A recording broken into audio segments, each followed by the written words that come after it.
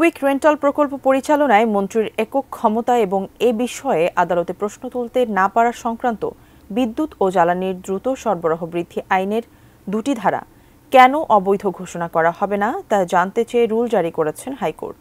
আইনের ৬-২ ও ৯ ধারা চ্যালেঞ্জ করে দায়ের করা এক রিটের শুনানি নিয়ে বিচারপতি ফারাহ মাহবুব ও বিচারপতি এ.কে.এম. রবিউল হাসানের হাইকোর্ট বেঞ্চ এই রুল জারি করেছেন।